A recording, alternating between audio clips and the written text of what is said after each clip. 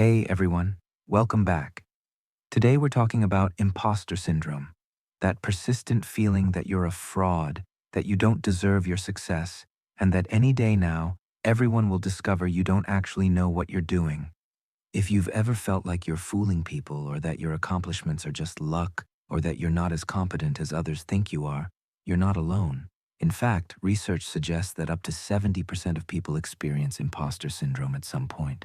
Let's talk about what it is, why it happens, and how to work with it. Imposter syndrome is the persistent feeling that you're not as competent as others perceive you to be, despite evidence of your success and abilities. It shows up as thoughts like, I don't belong here, I just got lucky, I fooled them into thinking I'm capable. If they really knew me, they'd see I'm a fraud. Everyone else knows what they're doing, but I'm just faking it. Here's what makes it so confusing. Imposter syndrome often affects high achievers, people who are objectively successful. The external evidence says you're competent, but internally you feel like you're barely holding it together. It's not about lacking skill or achievement. It's about disconnecting from your own competence. You can see your accomplishments, but you can't take them in, can't own them. You attribute success to luck, timing, other people, anything but your own ability. And you live in fear of being found out, of the moment when everyone will discover that you're not actually as capable as they thought. Imposter syndrome often follows a predictable cycle. First, you face a new task or challenge. Maybe it's a project at work, a presentation, a new role. Anxiety spikes. You think, I don't know if I can do this. What if I fail? What if people see that I don't know what I'm doing? So you respond in one of two ways. Option 1, you over-prepare. You work way harder than necessary. You research obsessively, rehearse endlessly, double-check everything. You're driven by anxiety, not enthusiasm. Option 2, you procrastinate. The anxiety is so high that you avoid the task until the last possible moment, then scramble to complete it. Then comes the outcome. Let's say you succeed. The project goes well. People give you positive feedback. But instead of feeling proud, you think, if you over-prepared, well, of course it worked. I worked way too hard. Anyone would succeed if they put in that much effort. I only succeeded because I over-prepared. If you procrastinated, I just got lucky. If I'd had more time, I probably would have messed it up. Either way, you discount your success. You don't update your self-concept. You still believe you're a fraud, and now you're just waiting for the next challenge where you'll finally be exposed. The cycle repeats, again and again. Success after success, but you never internalize your competence. Imposter syndrome usually has roots in early experiences. Maybe you grew up in an environment where achievement was expected, not celebrated. You were praised for being naturally smart, so you fear being exposed as not so smart. You were compared to siblings or peers. You felt like you had to prove your worth constantly. Success was minimized and mistakes were magnified. Or maybe you're navigating a space where you're different from the majority. Research shows that imposter syndrome is more common among people from marginalized groups, women in male-dominated fields, people of color in predominantly white spaces, first-generation college students. When you don't see people like you succeeding in your field, it's easy to feel like an outsider, like maybe you don't belong, like maybe you're the exception who slipped through by accident. Imposter syndrome thrives on comparison. When you're surrounded by competent people, it's easy to see their strengths and your own weaknesses. You compare your behind the scenes with everyone else's highlight reel. Here's how to start working with imposter syndrome. 1. Name it. Simply recognizing imposter syndrome for what it is can be powerful.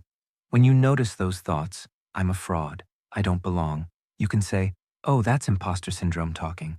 You're not a fraud. You're a competent person experiencing a common psychological pattern. That distinction matters.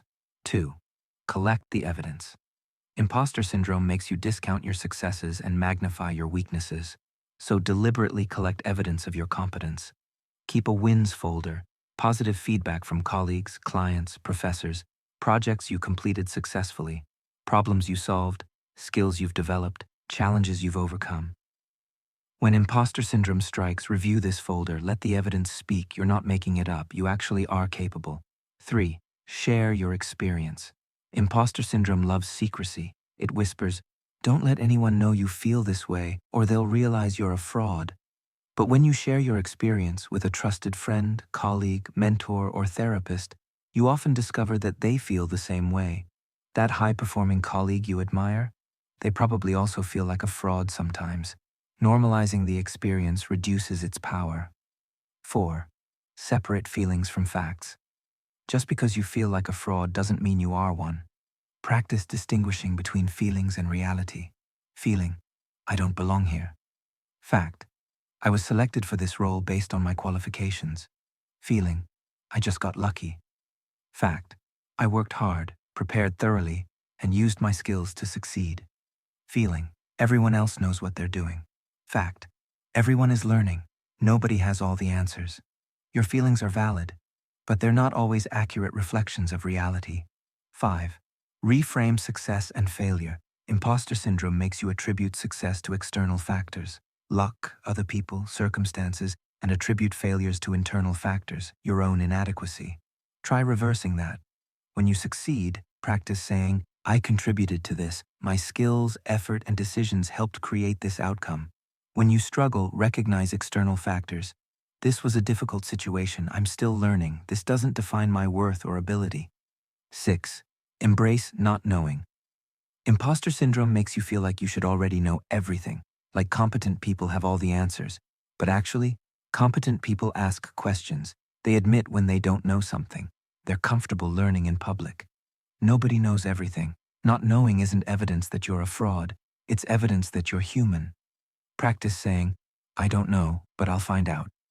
That's a good question. Let me think about it. I'm still learning about this. Vulnerability and curiosity are strengths, not weaknesses. This week, try this. Write down 3 successes or accomplishments, big or small. Then, for each one, write down 3 specific things you did that contributed to that success. Not luck, not other people, not circumstances. What skills, decisions, or actions did you take? For example, I got positive feedback on my presentation. I researched the topic thoroughly. I practiced my delivery multiple times. I anticipated questions and prepared answers. The goal is to practice connecting your efforts to your outcomes, to own your competence.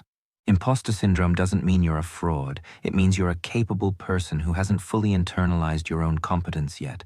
You're learning, you're growing, you belong in the spaces you occupy. Your success isn't an accident, it's the result of your skills, effort, and resilience. You don't have to feel confident all the time, but you can learn to trust your ability to figure things out, to learn, to grow. If this video resonated with you, share it with someone else who might need to hear this. And if imposter syndrome is significantly impacting your life, consider working with a therapist who can help you work through these patterns. You're not a fraud, you're just human, and that's more than enough. See you next time.